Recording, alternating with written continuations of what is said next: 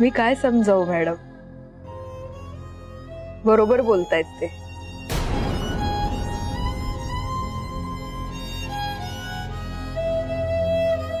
खरं सांगायचं तर आता माहेरच्या चहामध्ये मी काम करणं योग्य नाही.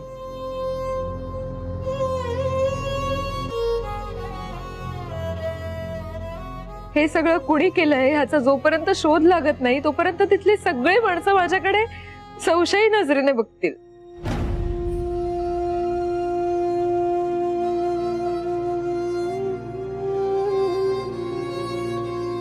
आणि मला ते कधीच आवडणार नाही. अशा ठिकाणी मी काम करू शकत नाही.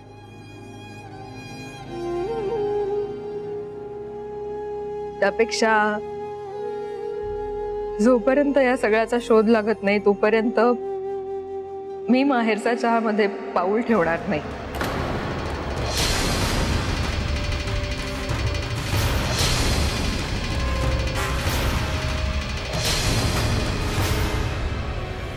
काकू,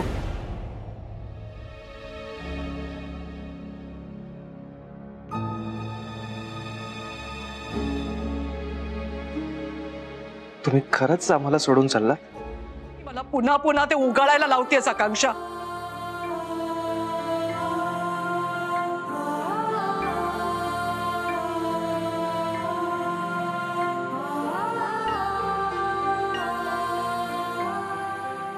राजचे बाबा मला सोडून गेले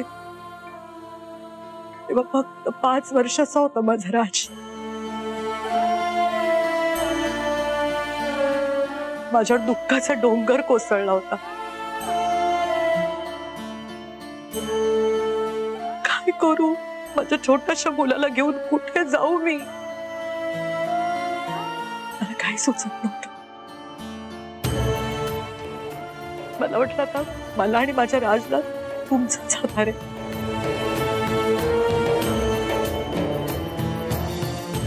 एकत्र कुटुंब होतं आपलं.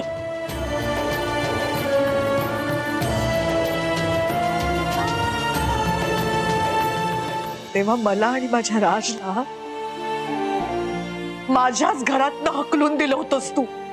माझ्या डोक्यावरचं छप्पर काढून घेतलंस. मला आणि माझ्या छोट्याशा मुलाला घरातनं हकलून दिलंस हातावर 1200 रुपये ठेवून.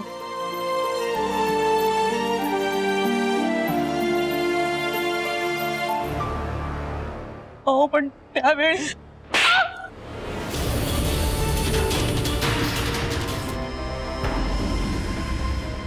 आणि बहिणीने सुद्धा म्हटलं होतं ना, स्वतःची जागा ओळखून राहा.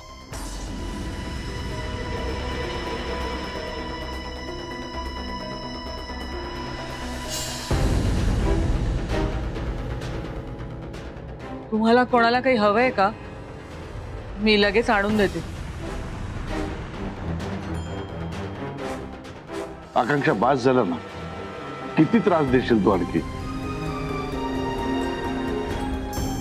त्रास कसला आहे त्या?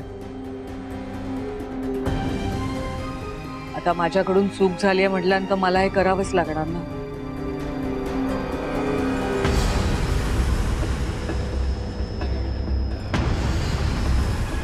निदान वहिनींना तरी बरं वाटेल.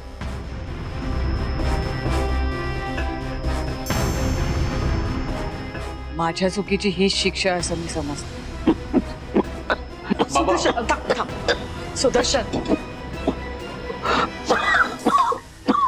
हे घे पाणी घे पहिल्यांदा. घे सावकाश.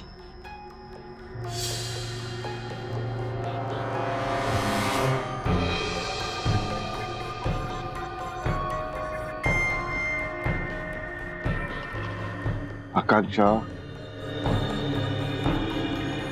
किती नौटंकी करशील? हा, जरा दमानं घे. तेच म्हणायची ना, जिथे जावं तिथलं होतं आलं पाहिजे.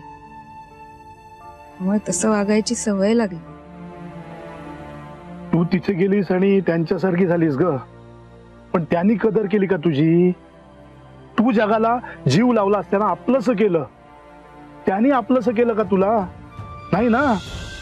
याचंच वाईट वाटतंय मला. जाऊ दे ना तात्या, जे झालं ते झालं. पण तुम्ही यापुढे कधीच वेडी ओढायची नाही, एकदम बंद.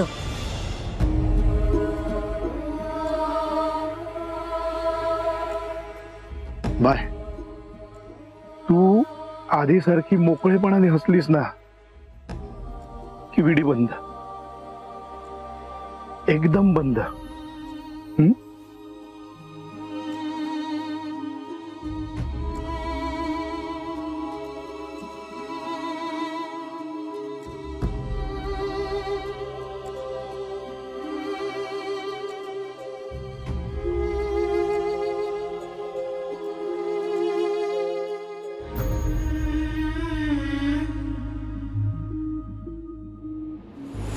स्मोक करत नव्हतो मी, ते चावी ठेवायला हात खिशात घातला आणि पाकिट येणार नाहीये तर हे आदल्या दिवशी सांगतात ना सोसायटीच्या माणसांना, का ते नाहीच?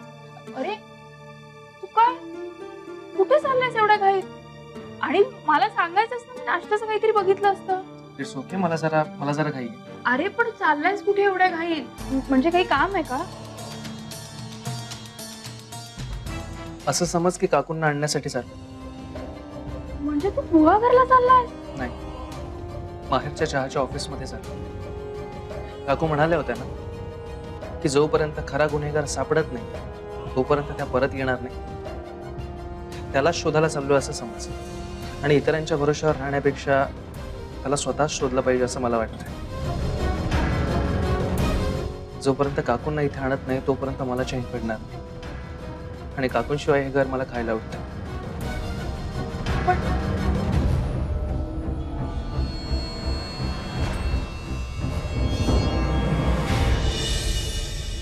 रात्रभर विचार करते मी बच्चू, काय करावं सुचत नाही मला. असा एक धागा सापडत नाही ज्याच्यावरून आपण त्या माणसापर्यंत पोहोचू शकू. हे नक्की कुणी केलंय काहीच कळत नाहीये. ज्याने कोणी हा प्लॅन केलाय ना तो फुलप्रूफ आहे. कावेरीला अडकवण्याचा फुलप्रूफ प्लॅन. पण कावेरीला अडकवावं. मी ऐकलं तुला फोनवर बोलताना, तू असं म्हणालास की जर मी अडकलो तर हे सगळं तुम्ही केलंय हे मी सांगून टाकेन. कोण होतं? सत्य कोण होता बोल. नाही सर, ते एक मिनिट. हे सगळं आता आई समोर बोलायचं. चल चल चल सर. चल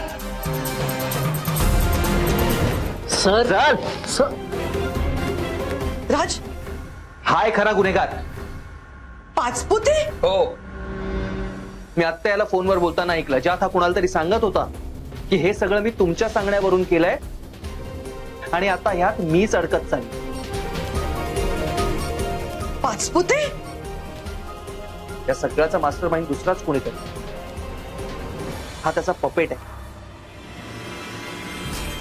याच्यामुळे काकूंना जेलमध्ये राहावं लागलं आणि आपल्याला सोडून ते गावी निघून गेले. आता बोलतोच.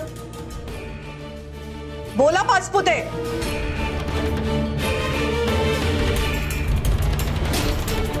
वहिनीने त्याला वेळीच आवडलं. गेला आता कावेरीला आणायला. काय? राजवर्धन कावेरीला आणायला गेलाय? मग काय, कावेरी निर्दोष सिद्ध झाली, मग तिला घेऊन यायला नको?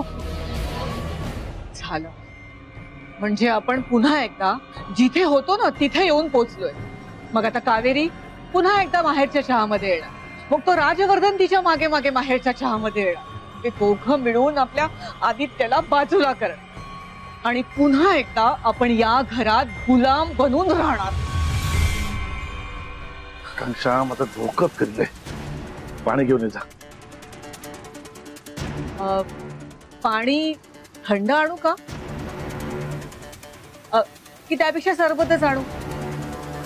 नाही, असं करा ना, 2-2 घुट प्याज